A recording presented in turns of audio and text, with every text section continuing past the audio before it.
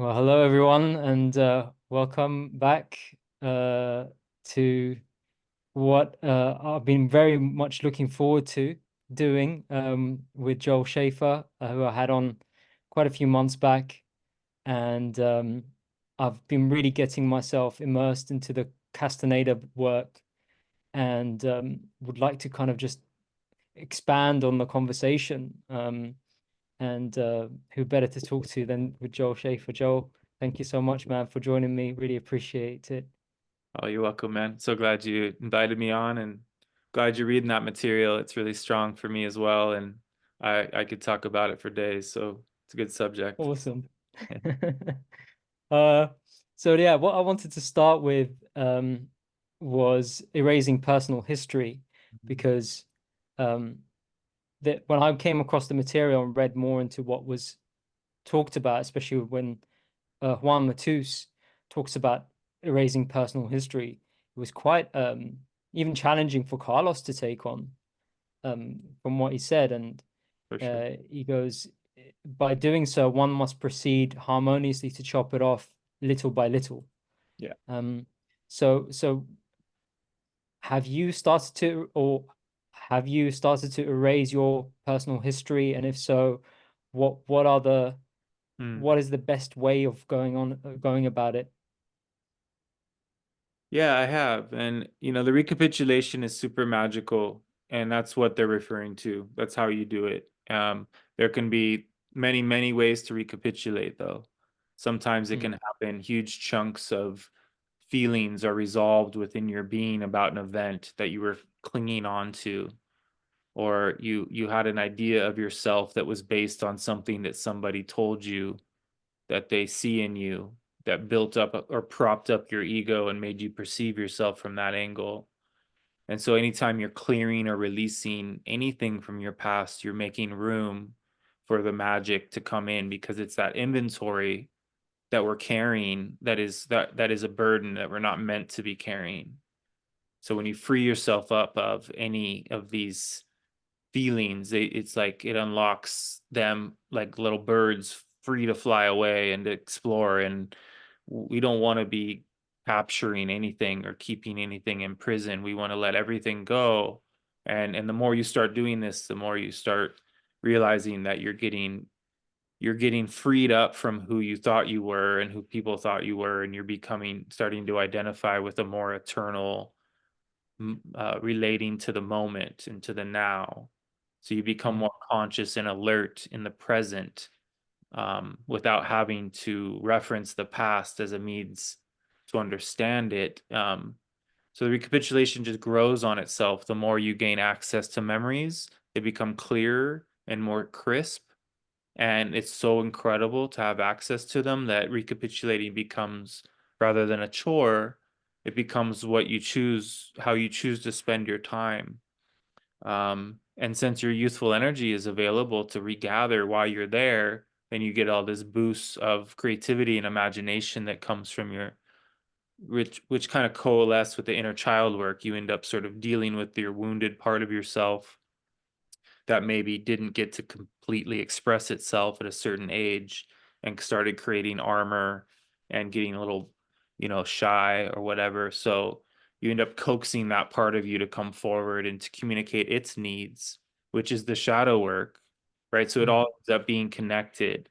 But to truly erase one's personal history is a necessity to become lucid enough to do really advanced dreaming. It's just like baggage that doesn't allow your vehicle to travel. And so we're just doing the necessary work that is on a cellular level. And that's why I say recapitulation is the most powerful form of purification that is available to us. Um, mm. and so a lot of people say you have to eat this way and you have to do all these things and everything has to be just so to purify. But most people just don't know about the recapitulation. And if they did, they wouldn't be so adamant about focusing on all those things that are less, in my opinion, less effective and less important. And I'm not saying you can't do incredible things without the recapitulation. A lot of people do face their emotional trauma through physical purification that ends up surfacing and powerful healing can happen in that way too. Um, but our history determines our self-importance.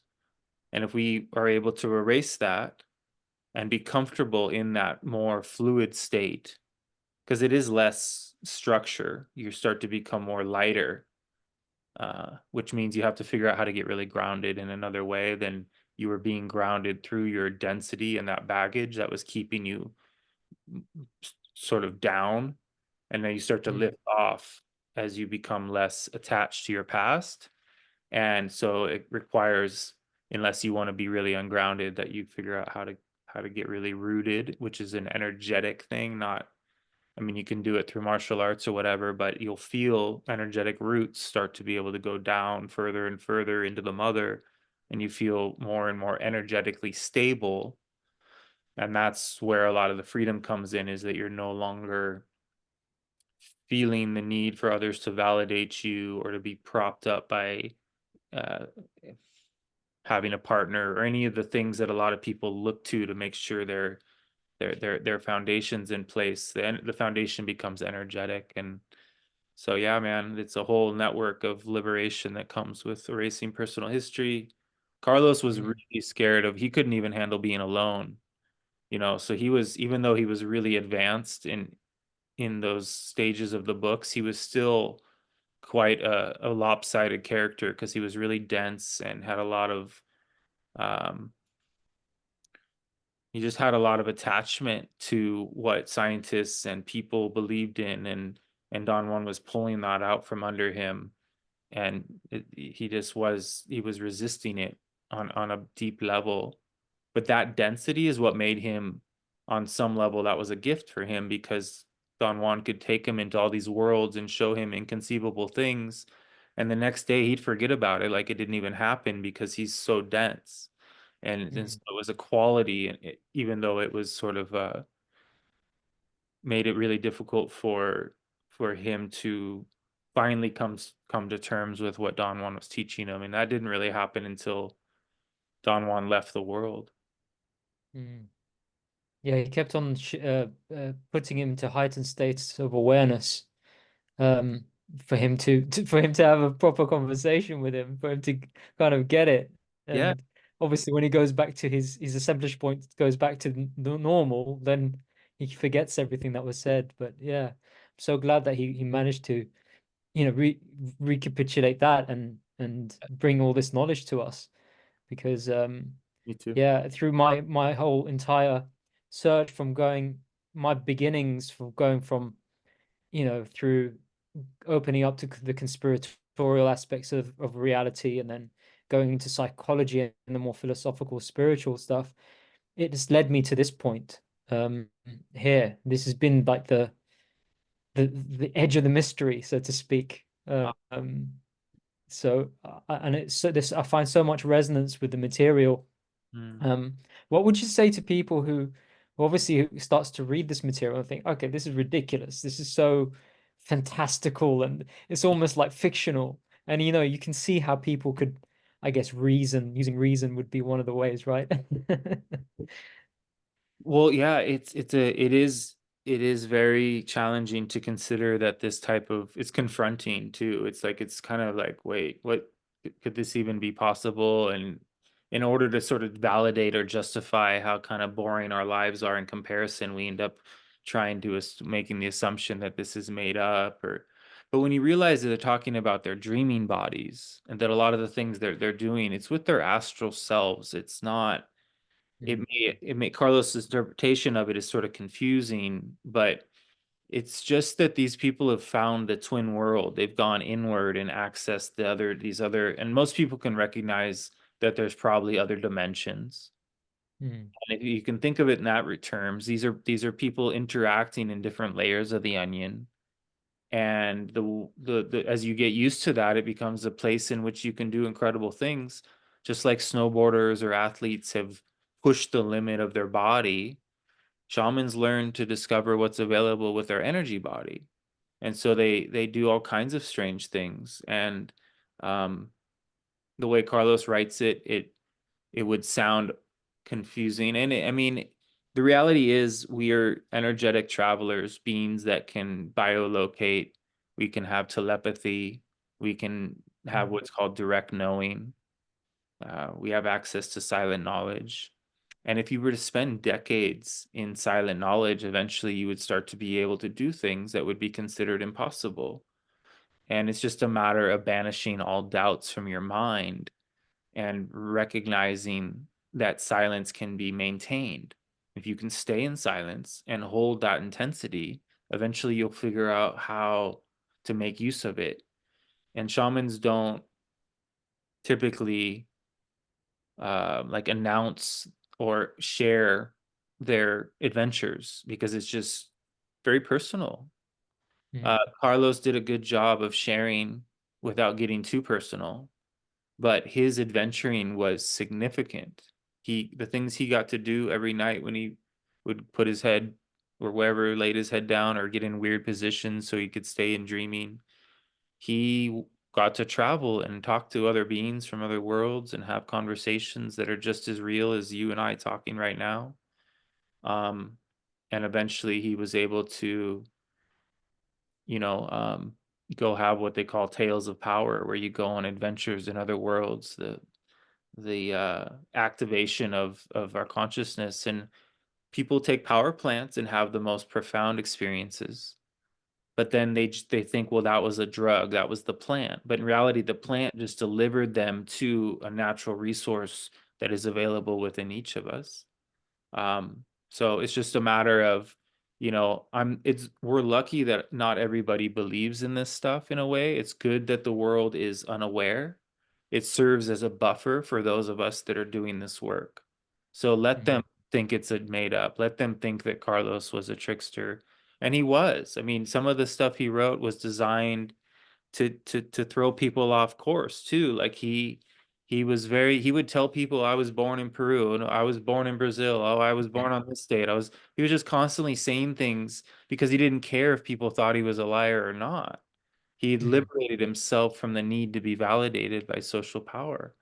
And so there are even parts of those books that weren't his stories. They were stories that Carol Tiggs had, and then they decided to let it be consolidated as if they were his, because they were during a time where they thought a female author wouldn't be as that people wouldn't be that interested, and they were right. But so there's so much more to these adventures than what he even wrote about, and so I got to spend time with Carol Tiggs and get to Mm. see and feel and tap into somebody who is very multi, how is otherworldly, and you can sense that with certain people that they're not really relatable anymore. They're sort of in this other realm of activity and the way in which they spend time. And as I start to do more and more darkroom dreaming and start to go further into my inner power, I start to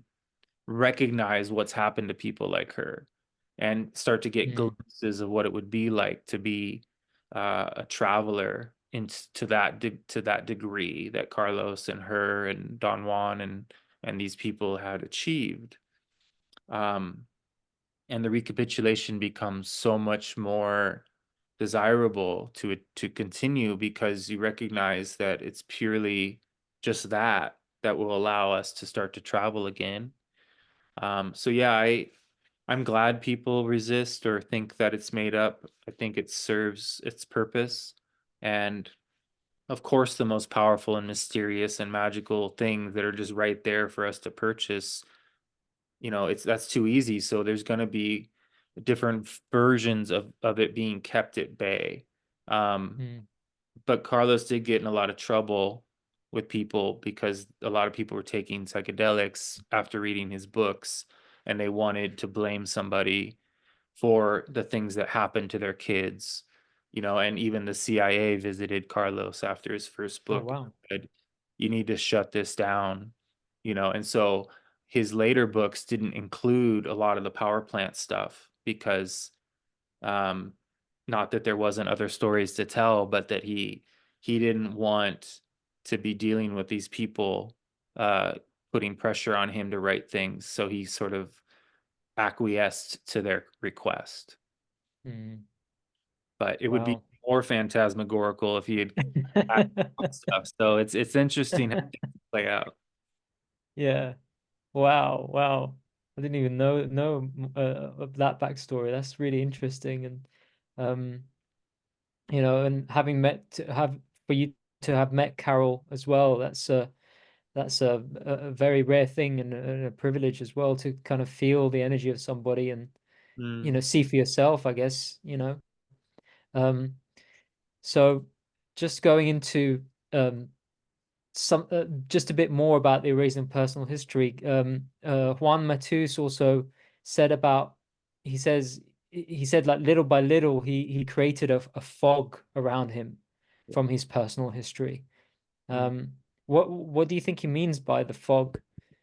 This fog he talks about. Yeah, like, he said that he created a fog around himself so that nobody knew whether he was coming or going, including himself. So you become so liberated from this program mind that you're not linear anymore.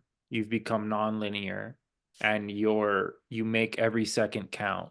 In fact, the seconds go away and it becomes you're hanging out within eternal moments that are blending into other eternal moments. Mm, So there's the benefit of microdosing and starting to tap into what it would be like to be in an altered state all the time. Or this is why I do the movements so often, is that they're truly moving my perception. But that fog is that you've become so abstract that you're being nobody can kind of pinpoint who you are or project anything onto you anymore, because you've become elusive. You become not in a manipulative way. You just become mm, truly liberated, and so you never know what you're going to say. You really almost like listening to yourself talk. And that's how what it looks like when you're around Carol. It's like she's plucking things from this place. So she goes to speak and you can tell there's like a little delay or something, like she's getting it's very powerful, and you can feel that presence, that dark sea of awareness, like you're in the presence of this being that is very in touch with eternity, with the eternal, with the infinite, and mm, has become a magical creature and is no longer a human. Really, it's more like uh, a perceiver, a being that is having direct encounter with, they say shamans turn and face time as it's coming at them rather than receding like most people perceive things. And so it's, a very powerful way of being, and it builds up a very unique trust with a very dynamic guidance system. So you're constantly being guided in each microsecond instead of having any linear predictability at all. And that creates this illusionary feeling of that person is not somebody you could pin down or put a label on. And that's the magic of being a stalker. That's the magic of being uh, in in that flow state. And Don Juan said that he life he had erased his personal history so completely that he was like a collection of stories. He was just receiving. And this is what happened to Carlos too, is you could go back and have access to other people's memories. Anyone in their lineage mm, became accessible, and so that you could review their recapitulation as well.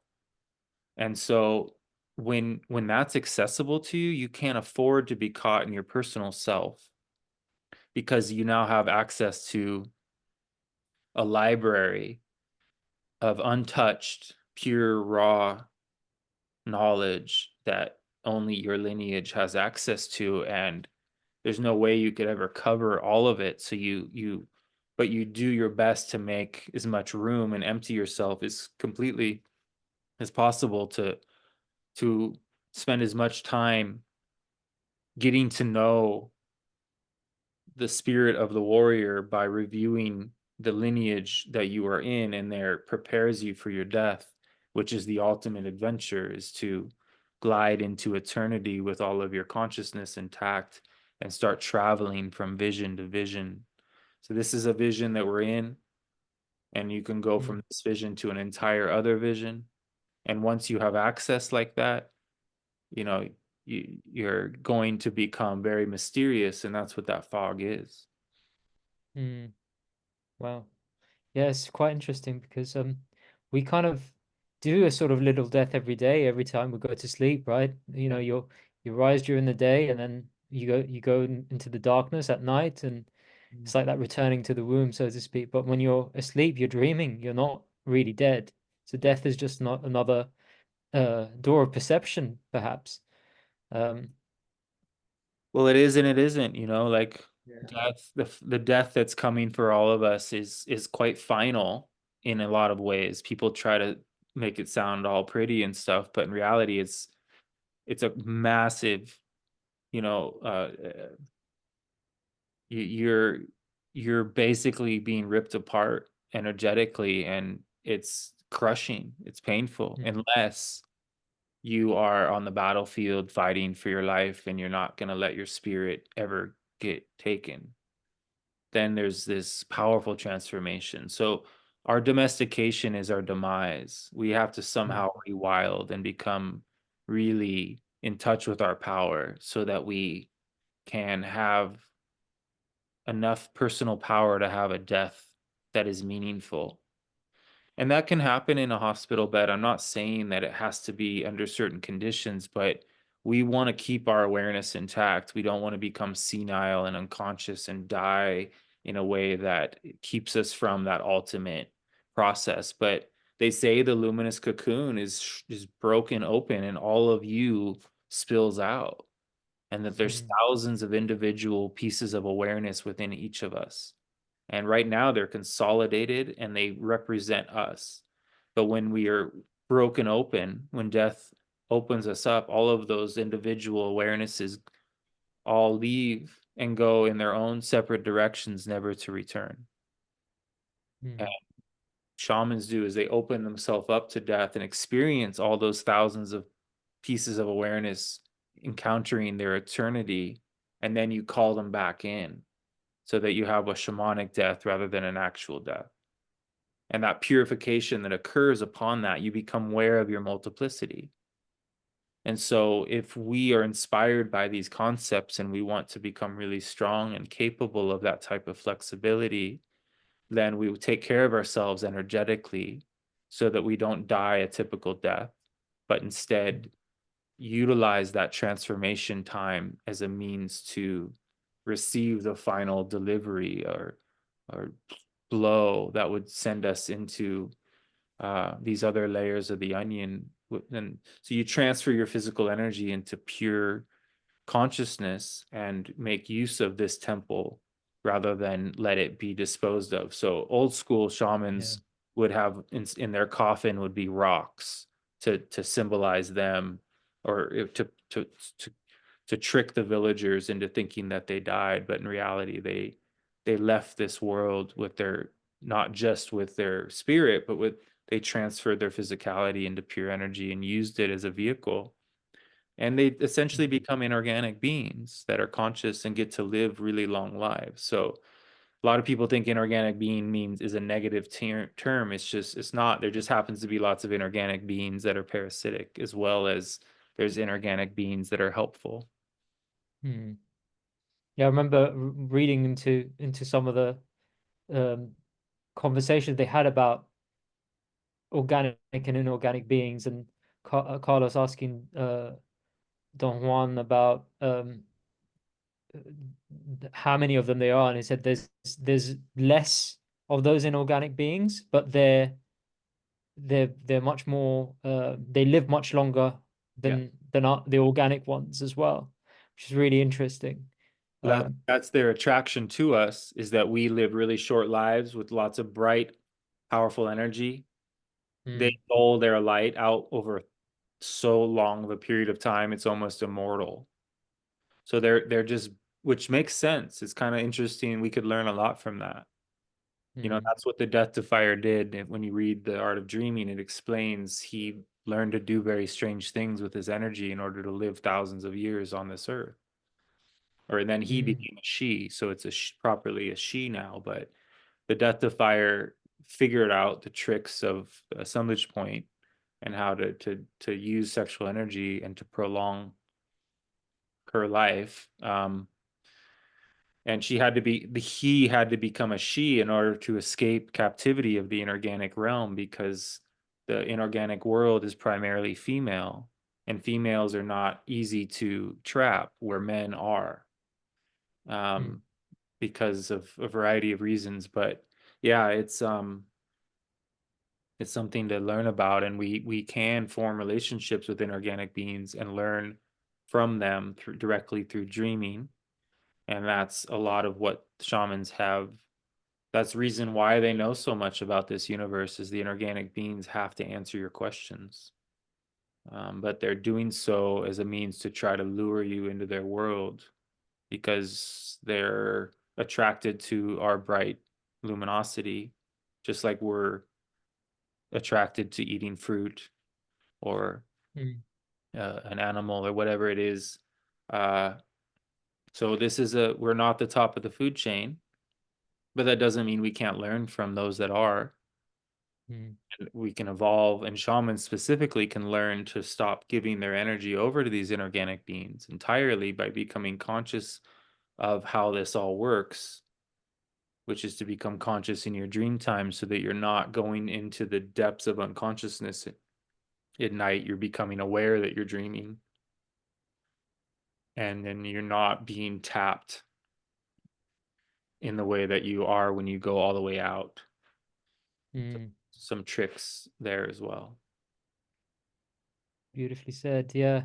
He even talked about how some of the inorganic beings turned into allies. Is that right?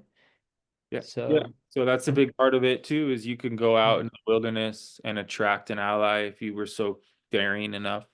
And the Yeti, the Sasquatch, are often allies for shamans.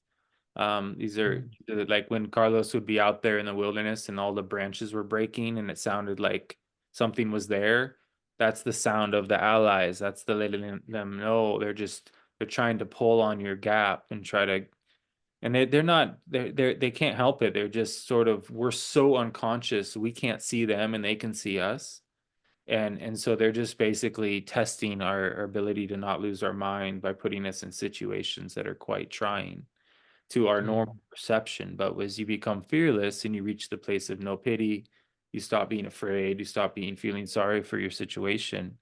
You learn how to turn and face and deal with these projections. And that's what they are. They're from another world, and they're projecting themselves into ours.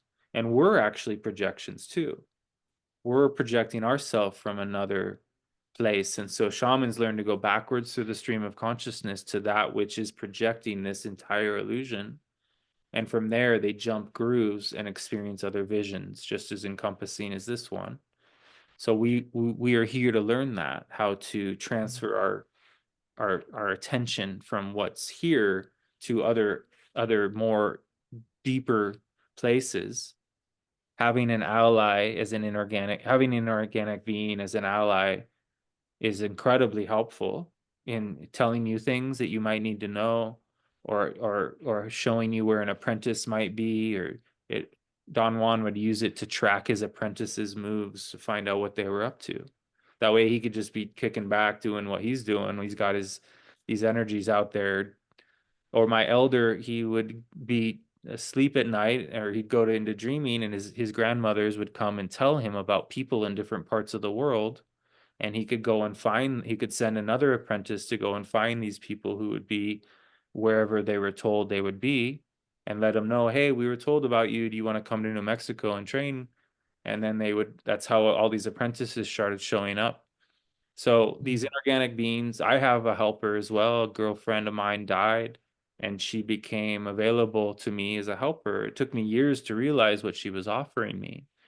In fact, it was other shamans that had to kind of point it out, like, dude, you have this powerful helper that's like trying to talk to you all this time. And I was kind of like, still like, just what? What do you mean? Eventually, I was able to form that bridge of communication, and since then, I've had a lot more come in. So there's some people are into power and they go off and they try to get inorganic beings that are really powerful to help them. And other people Mm, like myself, they come naturally and you don't have to go and get into these weird exchanges with beings that you don't even know. Why would you do that? That's crazy. So mm. you have your ancestors already helping you. It's just a matter of making contact with them. You still there, Yeah, Joel? sorry. So I Yeah. was just saying we have our ancestors already. It's just a matter of making contact with them. Mm. Yeah, well, it puts a whole, well, puts a new interpretation on what the religious text talks about in terms of Yeah. demons, and you know, in the Christian faiths, and the jinn in Islam. So yeah, it's really fascinating how, you know, these kind of corroborate with the other pieces of information in this realm, It's you all know. validated. Yeah, it's something we can validate, and all these different systems talk about these things. But we want to come Mm, out of the religious programming of good and bad and right and wrong and all the mm, fear because it that just taints everything. It's really hard for an apprentice of the Toltec knowledge to shed that spiritual religious fear that seems to have mm, invaded and be associated with even the most evolutionary concepts. And that's what I call programming. These all the mm, religions are programs, and they're very well and thoroughly done as a means to keep people from discovering their power. They end up handing their power over to some deity or some religious system, and that's makes people controllable. So mm, now that scientism, they as long as everybody believes all the lies around how, you know, viruses and all the different things that we're being told, it keeps people under a spell that doesn't allow them to be critical of their own thoughts. And mm, therefore the program continues to control. And so the religion's not working as much as it used to, and that's why they're introducing these new systems. mm. Yeah, it ties into something I wanted to ask you about as well, which I'll need to go and revisit the books because the amount of information in there, it just some of it just it goes over, and it's like I need to go back and really study this. It's almost like a study. You can't just read these books as if it's like some fictional book. The amount of information that's in there is it's massive. It's huge, and you know, one needs to go over them so many times before you integrate all the information. Um, Well, and even so even then you yeah.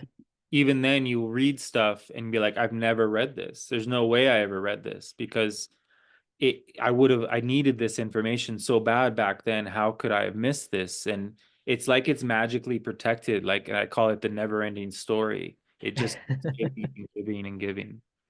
Yeah. Um, just going back to touching on the religious programming, um, when uh, Carlos was shown the mold of man, Mm, um, that also obviously he obviously saw it as God. yeah. And can you kind of expand a bit about the mold of man? Because since we've touched upon these Mm. religious programs.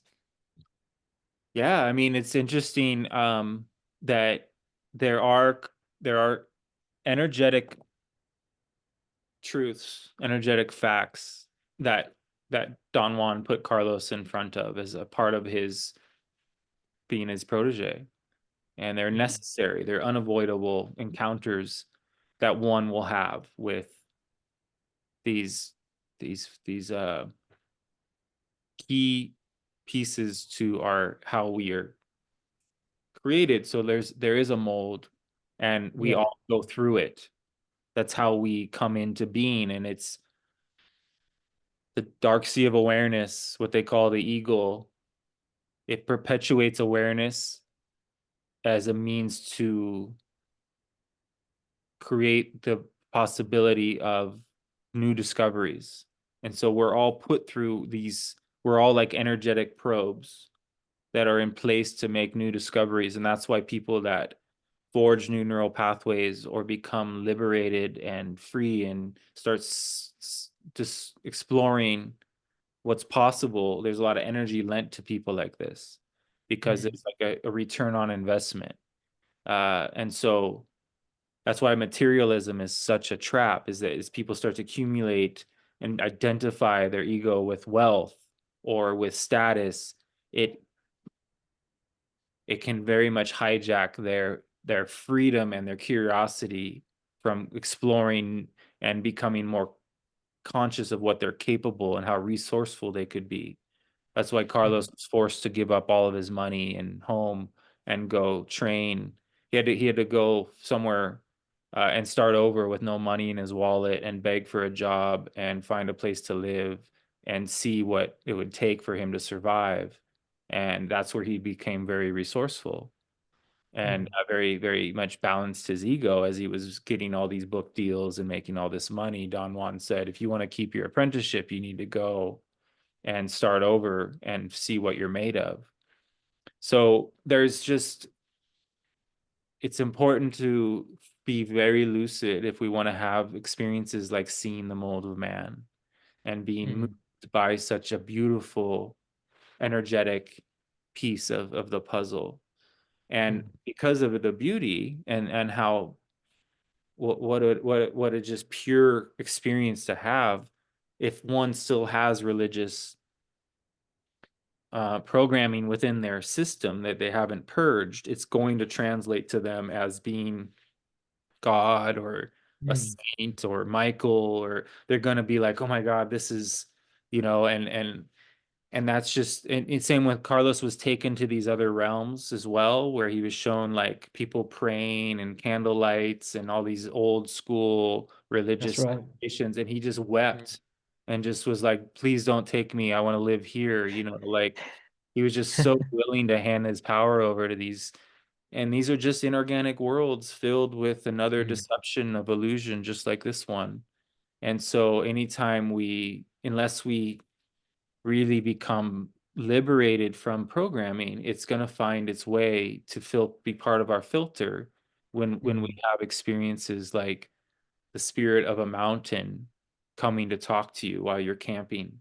Like a lot of people have had these experiences and then they think that they met God or something, but it would be similar in a way. The spirit of a mountain coming Mm. to talk to you in human form, that's pretty godlike. That's pretty cool.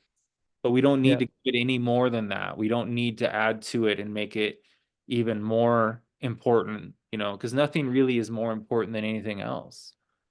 It's all sort of, it all levels out. But that's the nature, is that we put things above us and we put things below us, Mm. right? And so we encounter something that's not typical and we give it more importance than it deserves. But we want to be fluid enough to have experiences like Carlos did with the talking coyote, or Don Juan had with the magical deer. There are magical things that will happen to a warrior on his path as a means to help him recognize that there's so much more to this world than meets the eye, and start to have that romance with knowledge develop. So the mold of man represents a massive energetic development within somebody, that you could even witness something that like that means that you've really taken care of yourself, or in Carlos's case, you were selected by spirit and Don Juan lent you his energy so that you could have experiences, which is kind of Mm. a trick. Like Carlos didn't have a choice. He got tricked into learning. And they say that's the only way to do it, because nobody's crazy enough to get on the path of knowledge unless they were tricked. I believe we're in a time now, though, like the shamans say, where we don't really Mm. have a choice. It's out of survival that we remember what we're capable of, because the programming's gotten so thick that we're Mm. literally in a state of self-destruction and demise. And those of us that are called to do this work are called to do so from a very deep place, as a means to potentially kind of keep a lifeline available for others, so that evolution, Mm. so we can evolve rather than completely, de-evolve. Mm. Yeah, I mean that's where when I've been delving into the whole simulation theory, there was something about it that didn't really fully get there for me with it. Yeah, I found its limitation. It had its limitations in terms of the way the construct works, and yeah, that's fine. There's nothing wrong with right. figuring out how this realm or this part of the band of awareness works, Exactly. as Don Juan talks about. But there are many more bands, and if you just focus on this band, then yeah, that's cool. But the whole point is when I read about the whole point of recapitulation about how to expand your awareness, and everything, it ultimately is about awareness, isn't it? Um, and your perception of reality always changes. And whenever I feel like I found a truth, Mm, there's another one. It's like you get to the top of a mountain, there's another mountain to go up, and it's like it's almost endless, and that is what the infinite is in a way, isn't it? mm. There is no end to it. But Oh, that's no, the beauty. there's no beginning either. Mm, And that's what really blows it open is realizing, that like, wow, it's infinite means more than we can perceive of, or even the idea that we are all one. Some people could hear that and be like, oh yeah. But then there's like a deeper level of that oneness that you come into contact with. It's actually almost disturbingly intense to digest how real that oneness is. Uh, mm, there's so I'm glad you discovered that the simulation makes sense that we're in a simulated construct within a dream, but the dream is overseen that just because there's simulation within a dream doesn't take away the fact we're dreaming. And just because we happen to be isolated to one dream doesn't mean that there's not others, right? mm. So the Toltecs don't say things for no reason. It's not like, oh, well, the simulation disproves the fact that shamans, they just got tricked by the simulation and they think that there's like, no, they're barely giving us little breadcrumbs as a means to Yeah. potentially go make these discoveries for ourselves. And so there's a Mm, lot of freedom in thinking and being aware and not taking things so seriously. So there's benefits to the simulation concept, like a mortal soul and everything's okay. But I'm here to say, hey, we're fucking mortal. We're gonna die, and you're yeah. gonna miss out if you're just thinking that you get another shot at this. That's not how what shamans say at all. They say there is no reincarnation. That all those lives exist right now and here. They're all parallel. And that doesn't mean we won't find ourselves experiencing those at different stages within a linear construct, but we don't want to rely on any of those potential concepts. We want to make full use Mm. of this time as much as possible and learn to travel and validate energetic truths for ourselves. So we're not carrying around Castaneda books the rest of our life trying to figure out what's going on. Yep. Yep. Yeah, there's more to it. There's more to it than just the books itself. And that's the beauty of exploring it and actually putting those things into practice. And which I have, to those who are watching, I've only recently started. And to be honest, when I first heard you came on a call with Santos, I think a few years back during the lockdown. That's when I first heard you and heard about your work. And Cool. I felt there was something that resonated. And over time, it's just been little by little, nuggets have been dropped, and there was like this energetic pull towards this knowledge. Um, and I cannot I cannot thank you enough for putting it out there, because people who are trapped in again, it is still a trap to a certain degree, the truther movement Yeah. and the conspiratorial realm. They think it just ends there with the elite and this narrative, and it's like, no, there's way more to go past. So yeah, I'm really grateful to you for that, Joel, for offering self out there for those of us who are seeking something more meaningful. Mm. Um, so yeah, You're welcome, brother. um, Thank you for saying that. thank you, brother. Um, so I'm just going back to like losing self-importance. Hmm. Um, uh, because he says to Carlos, and I want to quote it if that's okay. Yeah. He says, "Now we are concerned with losing self-importance, As long as you feel that you are the most important thing in the world, you cannot really appreciate the world around you. You are Mm. like a horse with blinkers. All you see is yourself apart from everything else. So, Yes, we want to yeah. shatter the mirror of self-reflection and be so in awe of what we're witnessing that we are no longer referencing the self in the same way. We still want to keep our system intact and make full use of this and take really good care of the self.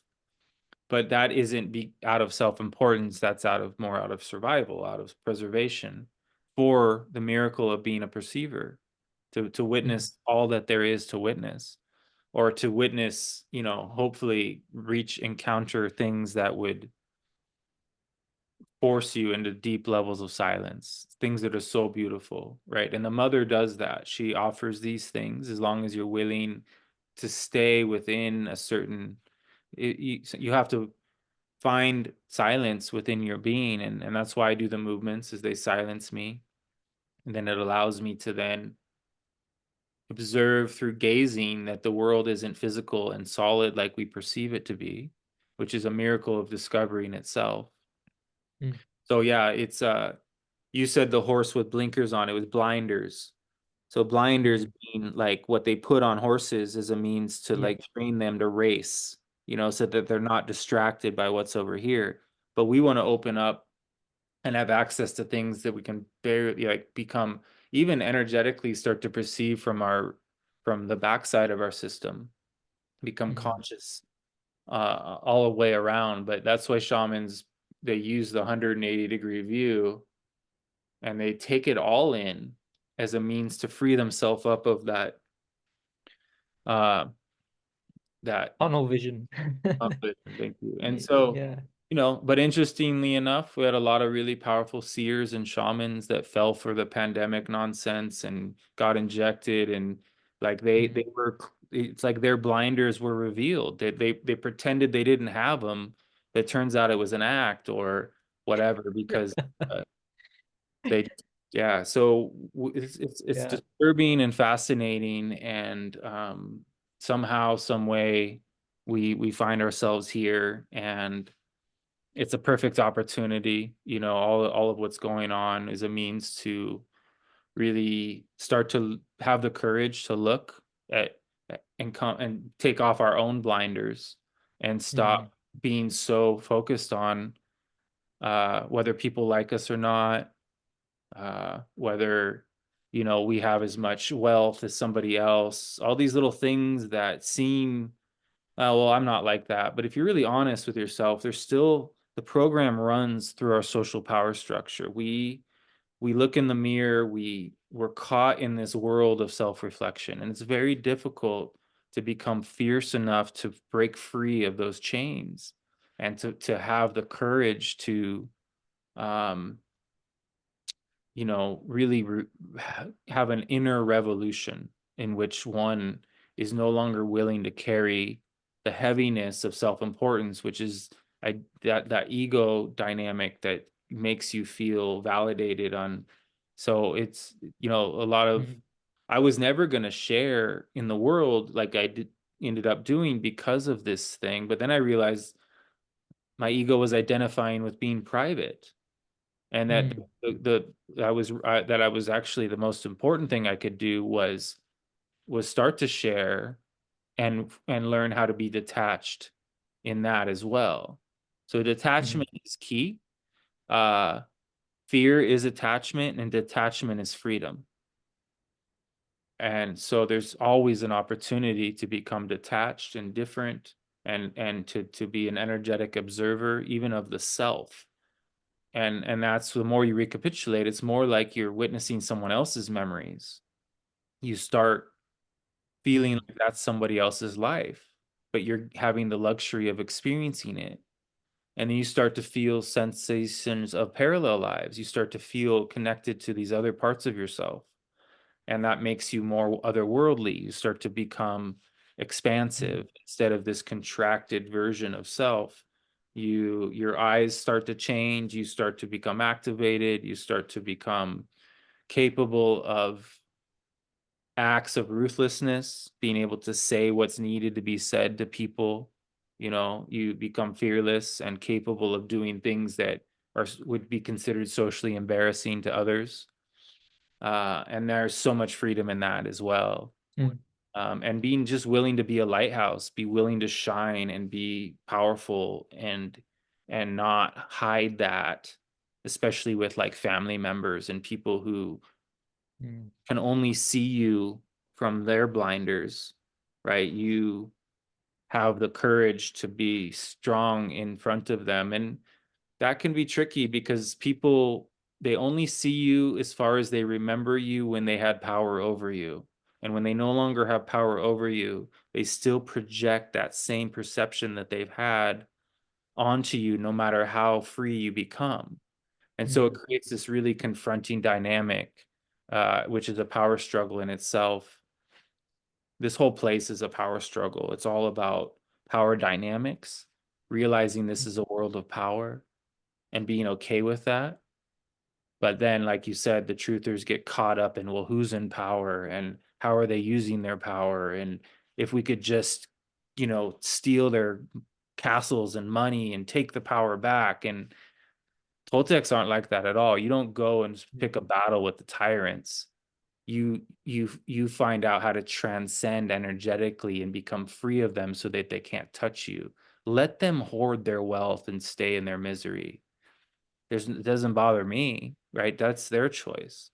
mm, This is a rite of passage we're in, and if we're sitting here battling over who has control over this or that, we'll miss the whole point of the development of awareness, and that's what's really at stake here is our awareness, not the resources. But I get why people get caught up in that. It seems like a worthy cause, but all the rabbit holes have booby traps. They're all designed to hook you so that you're controllable. mm. I couldn't have said it any better. Yeah, for sure. So many traps on this in this truther movement, and yeah, I want to touch on the death being an advisor because I Mm. know you've talked about this many times in other podcasts. Um, and Don Juan says that death is our eternal companion. And he also says that it is always to our left at an arm's length. And in the later books, uh, when Don Juan was talking about seeing, he also talked about the assemblage point moving to the left as well. So do you think there's a relationship between death and seeing? Yeah. Death is a presence that is conscious, it's feminine, and Mm, it's in place to inform us of our power. And they say that the right side of the body is quite perceivable. It's got all these energetic aspects that one can identify. And the left side, the feminine side, is like, it's kind of like the unknown. It's so different. It's not really trackable or explainable. And the assemblage point naturally drifts what feels like to the left when it starts to become free and move, because mm, it's going into that abstract, into the magical side of ourself, and accessing, in completely new lines or bands of awareness eventually. And so the assemblage point wants to return to silent knowledge, and it's mm, trying to, but there's a predator force, a hypnosis that's making sure that that assemblage point stays within certain rigid bounds and never discovers, because people have moments where they think they've met God or whatever, but it's really their assemblage point moved, and now they're like, I'm enlightened now, come learn from me. I've met yeah, God, right? But all they had was an assemblage point shift that was yeah. significant enough to make them believe that they're now special. And in Mm, reality, they're probably more deranged than they ever have been, because the assemblage point, all it does is reveal all these other aspects of ourself, and then we try to explain it. So these things aren't really easy to talk about. Death is a presence. It does appear to be to our left. It does. It's like reminding us of our mortality so that we'll be conscious and make use of our time. So they say death Mm. is the player and life is the arena. And if it wasn't for death, what would life even be? Right? Mm. That's what brings the intensity. And so this force, this hypnotist, these whisperers, these predators, which are just programs, they've convinced us to behave as if we're not going to die. Mm. And that's the difference. Toltecs say they are beings who are going to die. And because they're conscious of that, they recapitulate. They know that they can't afford to carry this baggage anymore. And so I've been trying to recapitulate for decades. I haven't gotten that far. It's really difficult to Mm. truly do it because there's great pressure not to. And so rather than force through that and, try to override this programming, I've learned to accept myself where I'm at and as I am and go very slow and steady because I've seen what happens when people try to force it. They start to think they're special because of their achievements. So Mm. the ego is very advanced, or this predator, it finds a way to hijack you no matter what. Doesn't matter how powerful you get. And that's another thing Don once said is we have a companion for life, and he's referring to the flyers. That you will always have this dialogue that we think is our mind, but in reality, Mm. we're just being told things that keep us in in a state of being controlled. And the predator, that when we think we're afraid, we're actually picking up on its fear of being caught. It's been getting away with this thing of making us think that our thoughts are our own, and it's scared that someday we're going to realize that they're not, and that we're going to learn Mm. how to stay in silence, and then this program won't be able to get its needs met from us, which will force us to leave us alone, which the 100th monkey effect will then occur where more and more people will be able to do this. And then this predator eventually won't be able to outmaneuver us in the way that it has. It doesn't mean Mm. it doesn't have other ways to do it, but at least we'll be forcing it to reveal its means and methods as we become more capable of observing this phenomenon. And death is really the only advisor and force that can help us become aware of this. Everything death touches, it imbues with power. So we want Mm. death in our life. We want to recognize our impermanence so that we fully show up for the experience of living. And shamans, a warrior's greatest accomplishment is joy, is the ability to fully feel connected and guided and in a state of, ecstasy, really. Dreaming is ecstatic. Having access to these really powerful visions and clarities and insights is brings so much incredible purpose. And it's such a contrast between, you know being in third grade and watching TV shows and thinking that that's all life is about. Like I really bought into this. Oh, this is all it is. We're just Yeah. my dad is goes to work and that's what life's about. Like I I accepted that. I'm so lucky to have found the Castaneda material because religion didn't do it for me. It didn't reveal, Mhm. I mean, it did a little bit, Me but too. really Mm. this stuff it gives access to a totally brand new feeling that I hadn't encountered. And that's what Don Juan says is this is a world of feelings. We think it's a world of objects, but it's just a world of feelings.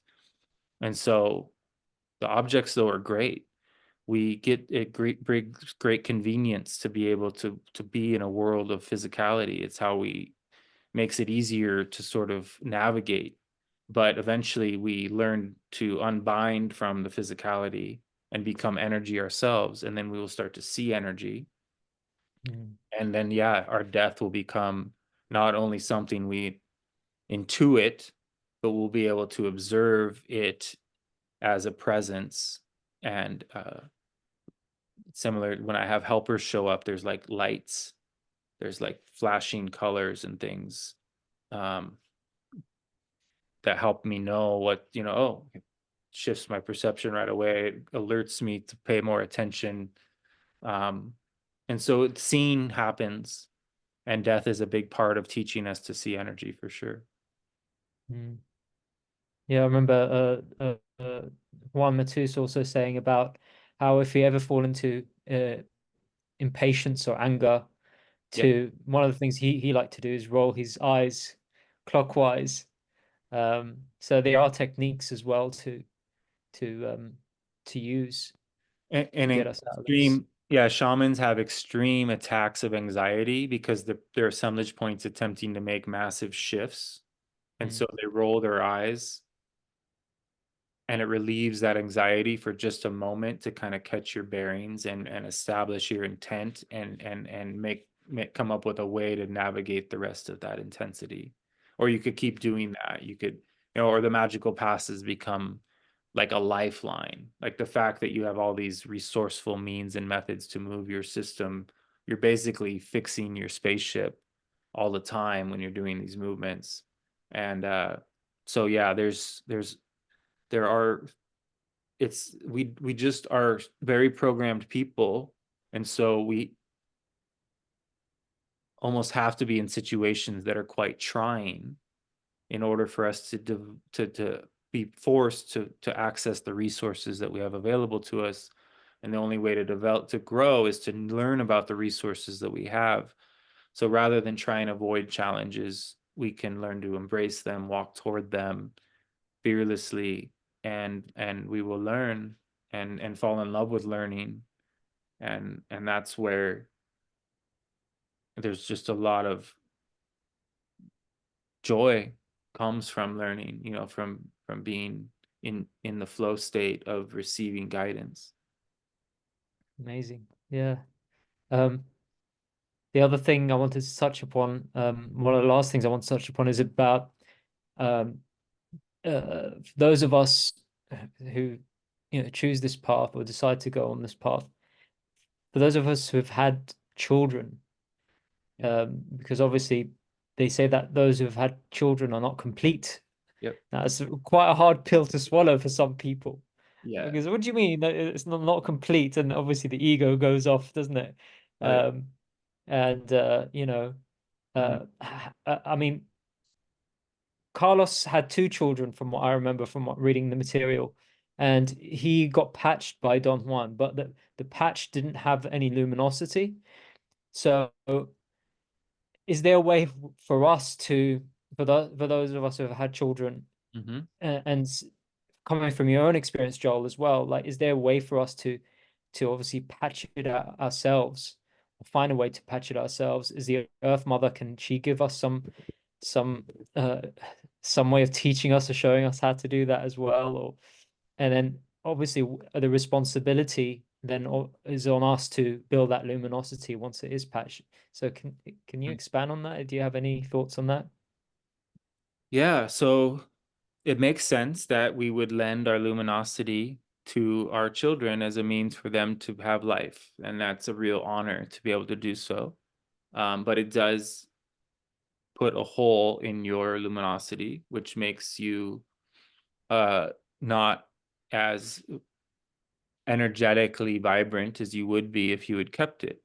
What happens though typically is people that don't have children don't have the patience. They don't know how to slow down enough to learn.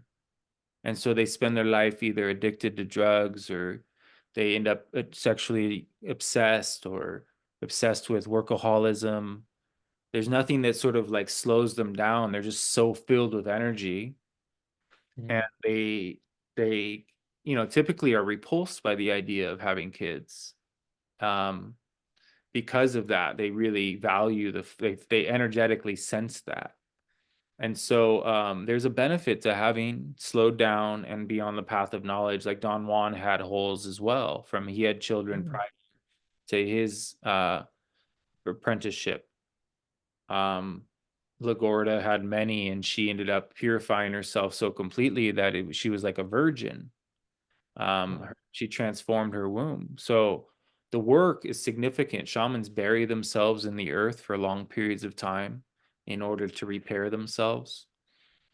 there is a place that shamans learn to go that is similar to it's what the luminous cocoon goes through upon death, and it forces the cocoon to get rolled over so many times. It's like a tumbler, and it Mm. forces the awareness to be broken open, and the ego consumes the memories. Shamans can go there energetically with just their dreaming body and go in and out of that tumbler, supposedly. It's not something I've figured out how to do myself, but Yeah. it Yeah. will it will, for whatever reason, it will it will it will heal that patch of energy. And another element of this is that when your children do reach a certain age, naturally a lot of that energy will come back to you if Mm. you're on good terms with them and they've figured out how to build their own luminosity out of their own discipline, out of their own self-care. So there's like this uh a little bit of an adjustment that happens, and then you're no longer, you've kind of done your job as a parent, you've gotten them to adulthood, and you're going to get this boost of energy upon that balance, and then that makes you feel less clingy to your children, because that really was you being clingy to your own energy, if we're really honest about it. It's Yeah.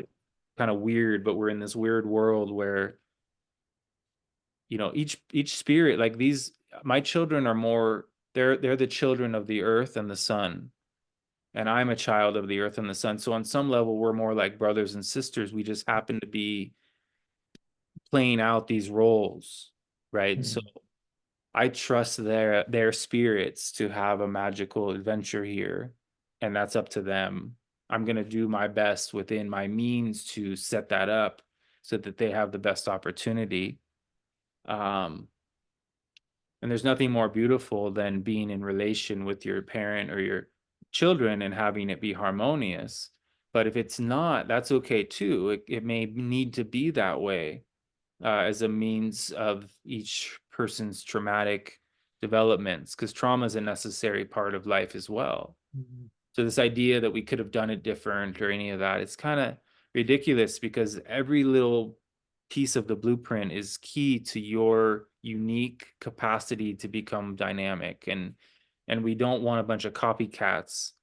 We want people that have found their own authentic relating to the earth and the sun and have developed their own relationship. And so I do believe there's infinite ways to patch ourselves, and it's just a matter of how much time and energy we're able to put into it. So I think sun gazing reaches a Mm. point where you cross over, and you're just literally repaired.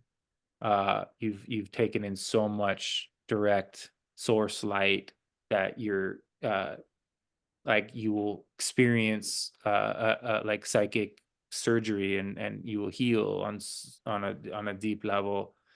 I think that burying yourself in the earth and having the intention of being repaired in that way would eventually reach a certain stage where the mother would lend you like at least an she would at least explain to you a deep level of recapitulating that one could do in order to reclaim their light. Old school shamans would go back and take their energy from their kids.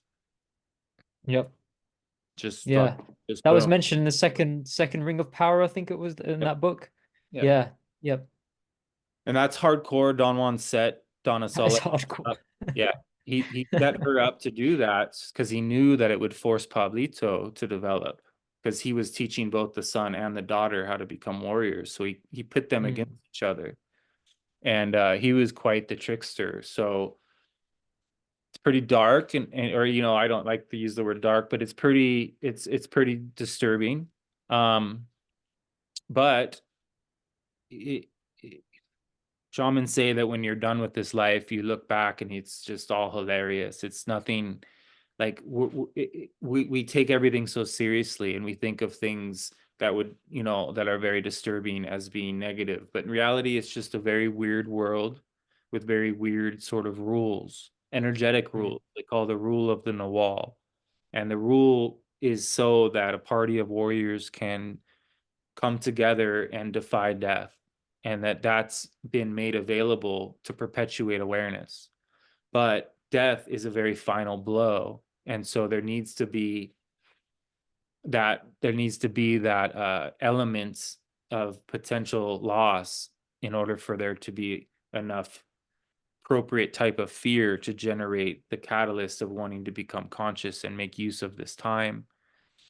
Had I followed mm, the Castaneda material and gotten spun out on it alone and not followed my heart, I wouldn't have had children.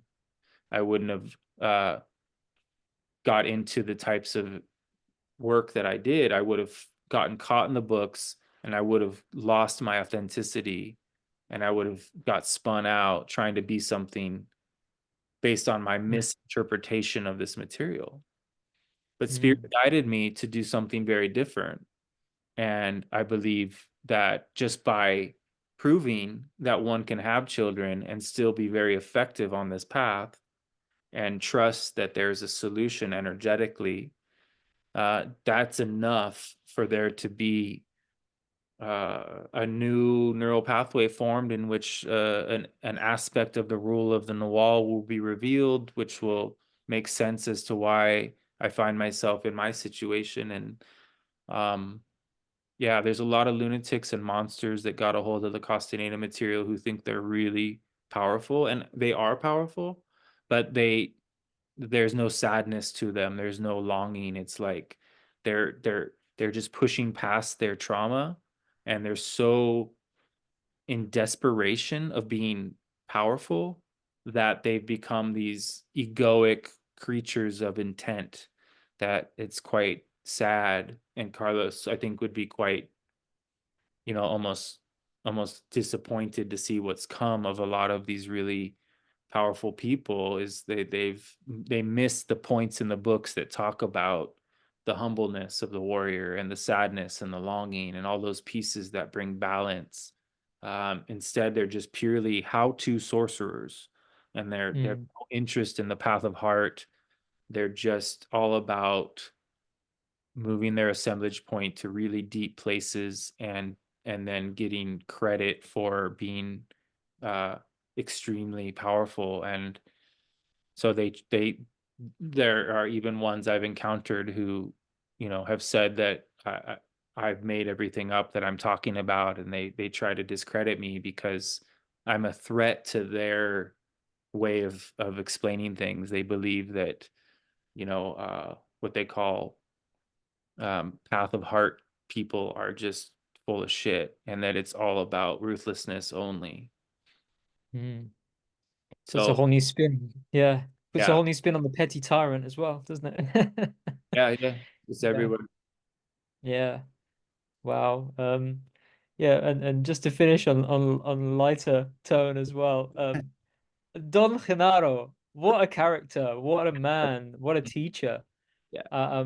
Every time he come, I mean, obviously Don Juan as well, but he was one like abstract, amazing teacher and the things that he did. And Mm. um, did you have any favorite parts of Don Genaro, or any character there that taught you something profound? Because these teachers that Carlos had never took themselves seriously. That's right. Um, Yeah, brother. I love that stuff. They say that, Toltecs are very irreverent, that they don't take themselves seriously.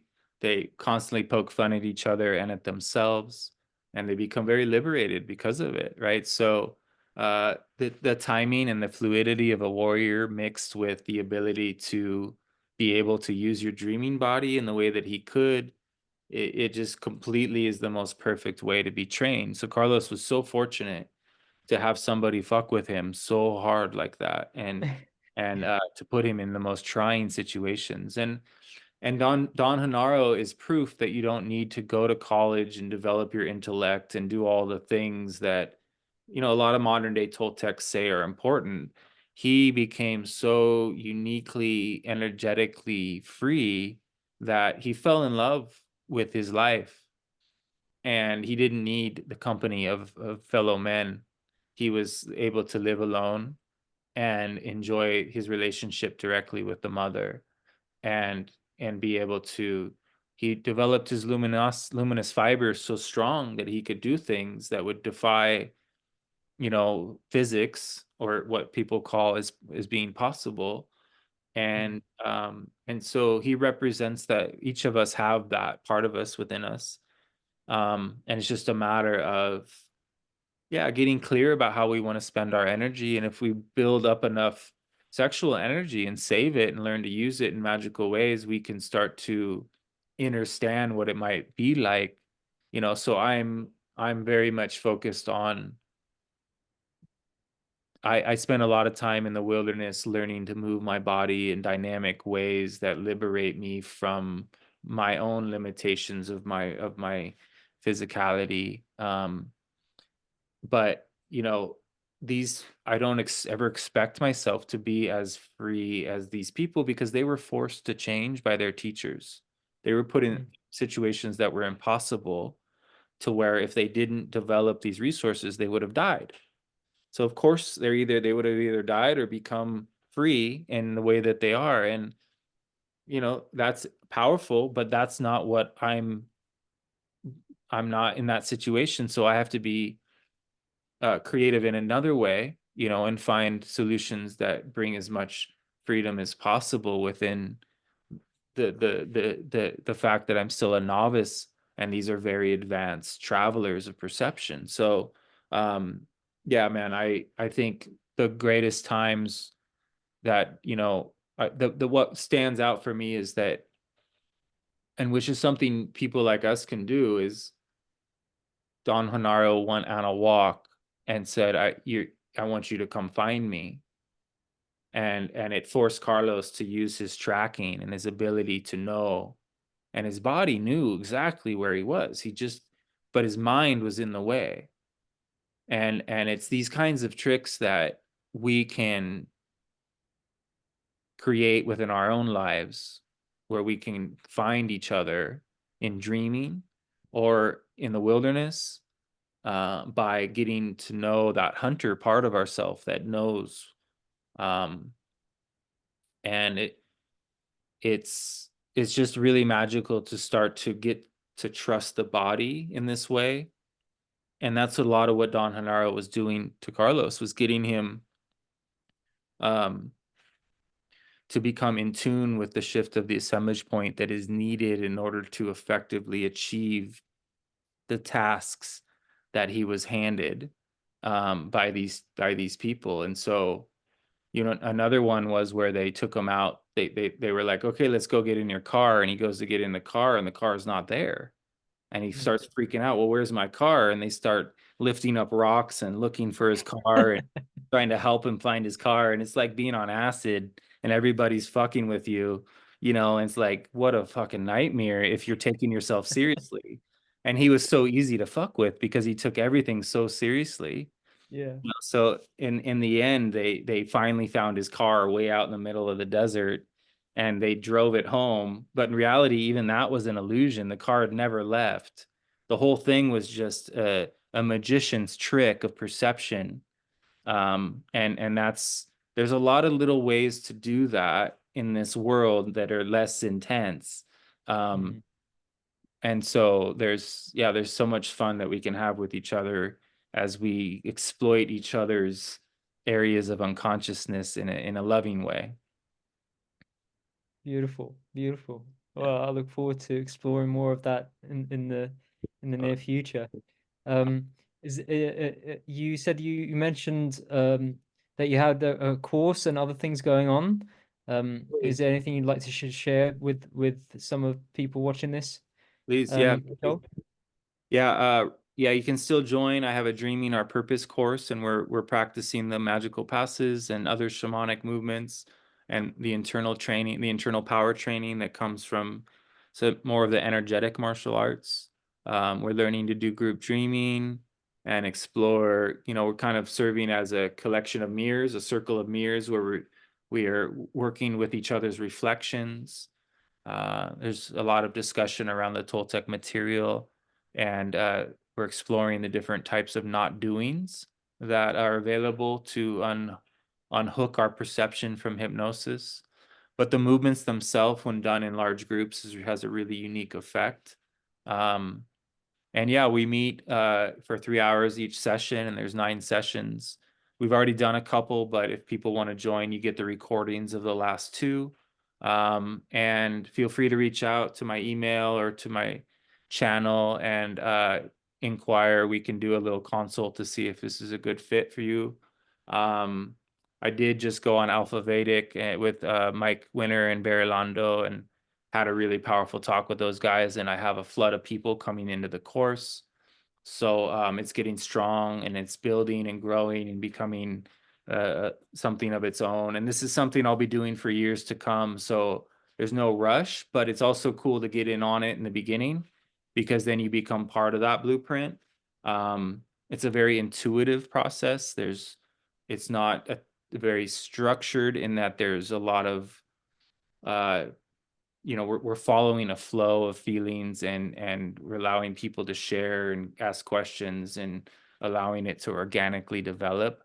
But we are covering subjects like fear, clarity, power, old age, death, and really tapping into those, what shamans refer to as the four natural enemies of man: fear, power, clarity, and old age.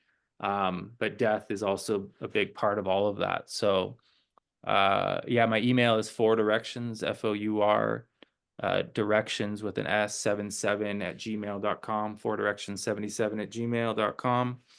Reach out if you feel called to attend the course, and we'll work something out. So yeah. Amazing, Joel. Thank you so much for taking the time again and sharing your wisdom, and it's always a joy to do these talks with you. So thank you so much, brother. Really appreciate you. You're welcome, Ahmed. I always enjoy chatting with you, man, and look forward to doing this in the future. And let's stay in touch, man. Look forward to talking with you. Awesome, brother. Thank you. Much, Peace guys. out. Peace out. Much love.